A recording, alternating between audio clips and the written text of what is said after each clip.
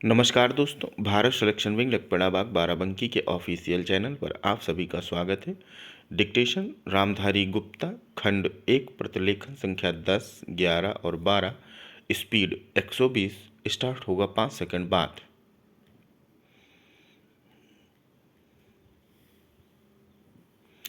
सभापति महोदय, आज हमारे देश में जो ऊपर से लेकर नीचे तक शिक्षा दी जा रही है उसमें व्यवस्था ही एक कारण है जिसकी वजह से शिक्षा का स्तर गिरता जा रहा है।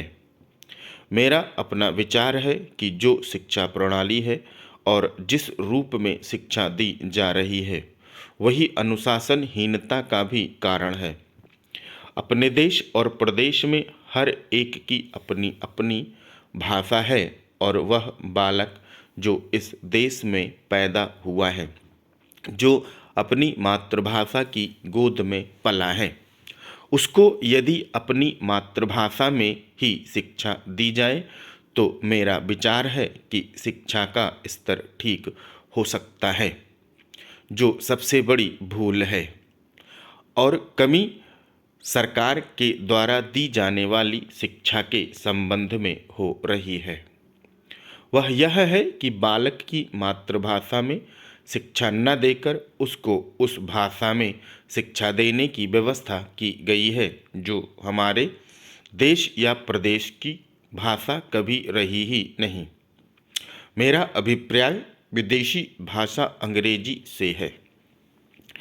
मैं यह मानकर चलता हूँ कि जब से यह भाषा इस देश में आई है, चाहे वह किसी कारण से आई हो, इसे आप भी और इस माननीय सदन के सदस्य भी जानते हैं कि उससे बुरे परिणाम ही निकले हैं। कोई भलाई नहीं हुई। इस देश को जो हानि हुई है वह किसी से छिपी नहीं है। हम देख रहे हैं कि हमारे यहाँ जितना फैशन बढ़ रहा है और जितनी वेशभूषा बिगड़ रही है वह सब अंग्रेजी भाषा के कारण ही है।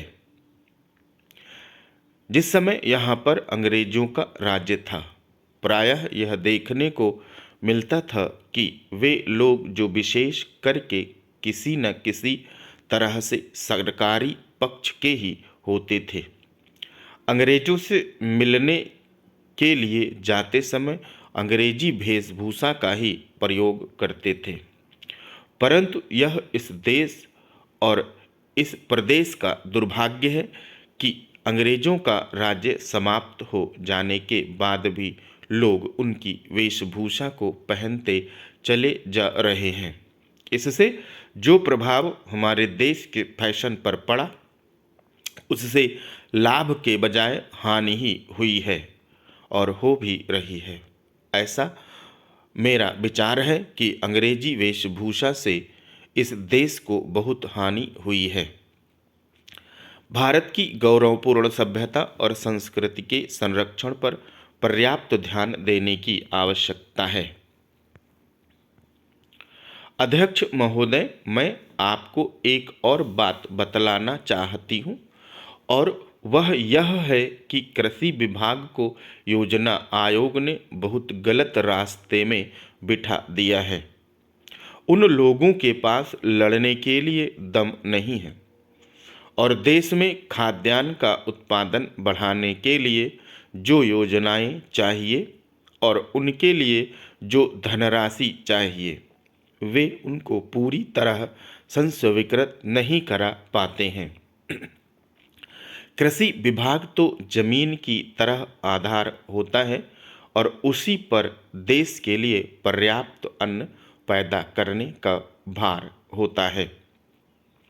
इसलिए यह बहुत आवश्यक है कि अधिक अन्न उपजाने के मार्ग में जो भी आवश्यक कदम यह विभाग उठाना चाहे उसमें किसी तरह की रुकावट ना हो। बहुत सी हड़तालें हो सकती हैं, मजदूर काम से बरी हो सकते हैं, लेकिन किसी भी हालत में वे खाने से बरी नहीं हो सकते। अब हम देखते हैं कि मिलों और कारखानों में हड़तालें हो जाती हैं।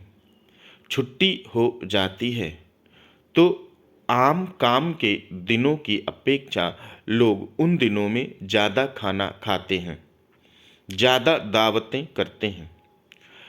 आज यह हमारे लिए यह सर्वाधिक महत्व का विषय है कि हमारा अन्न का उत्पादन उस गति से बढ़े ताकि हम अपनी खपत से अधिक उत्पादन कर उसका निर्यात कर सकें। सरकार तथा इस मंत्रालय के लिए यह समस्या एक बड़ा सिरदर्द पैदा कर रहा है। हर एक विभाग में बड़े बड़े अधिकारी बैठे हैं और हजारों रुपए के बड़े बड़े वेतन ले रहे हैं, लेकिन मुझे दुख के साथ कहना पड़ता है कि उनका दिमाग कार्यालय की मिशीलों और कागजों में लगा रहता है। इस विभाग में काम बहुत ही महत्वपूर्ण है। प्राकृतिक कोप के कारण जो समय समय पर हमारी फसलों को नुकसान होता है, इससे भी अपनी फसलों की रक्षा करने के लिए आवश्यक कदम उठाना इसके जिम्मे है। आज मेरे पास लखनऊ से कुछ लोग आए थे और वे लोग बोल रहे थे कि यहाँ दिल्ली में इस अवसर पर ठंडी हवा चल रही है और आप यहाँ दरवाजे बंद करके बैठे हैं या आराम से लेटे हैं, लेकिन हमारी तो जान खतरे में है। वहाँ ओले गिर रहे हैं और हमारी गेहूं की फसल खतरे में है। अब यह इस विभाग का काम है कि चूंकि हवा में पानी ज़्यादा होता है, इसलिए फसल के बचाव के लिए उस पर नियंत्रण किया जाए जिससे फसल की हानि न हो। अध्यक्ष महोदय, जिस भावना से मैंने यह बिल पेश किया उसको विरोधी पक्ष के लगभग सभी सदस्यों ने एक मत से महसूस किया कि देश में बेकारी की जो समस्या है वह एक भयंकर समस्या है और उसके कारण हमारे देश का विकास, चाहे वह सामाजिक हो, आर्थिक हो या सांस्कृतिक, रुका हुआ है और ऐसी स्थिति में हम आगे बढ़ नहीं सकते। इसी प्रकार से इस परिस्थिति का निर्माण हम पिछले 54 वर्षों से देख रहे हैं। मंत्री महोदय ने यहाँ पर अभी कहा कि राष्ट्रपिता इस काम को नहीं कर सकते क्योंकि वह उनके अधिकार के बाहर है। आप राज्यों में राज्यपाल शासन स्थापित करते हैं। जब यह देखते हैं कि किसी राज्य में वहाँ की व्यवस्था, वहाँ का विकास ठीक नहीं हो रहा है, जब किसी राज्य में गड़बड़ी फैल रही हो तो विकास का काम समाप्त हो गया हो और जिम्मेदारी से लोग काम न करते हों, तो वहाँ पर राज्यपाल शासन स्थापित किया जाता है। ऐसे बहुत से उदाहरण हमारे देश में मौजूद हैं।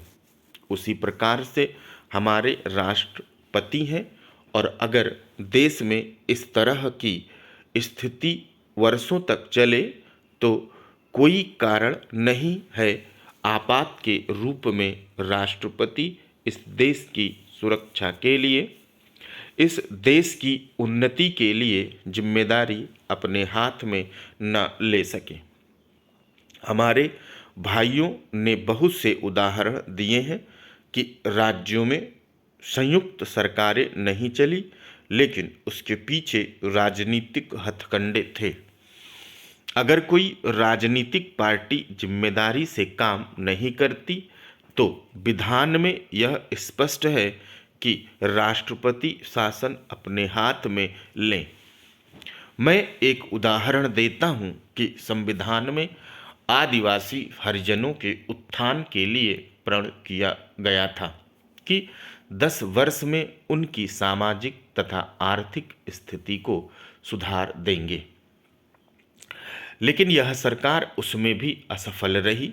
उसको एक बार 10 वर्ष के लिए बढ़ाया गया और दोबारा फिर 10 वर्ष के लिए बढ़ाया गया। इसी तरह से उसको बढ़ाते जा रहे हैं। लेकिन उनकी आर्थिक और सामाजिक उन्नति आप नहीं कर पाए हैं।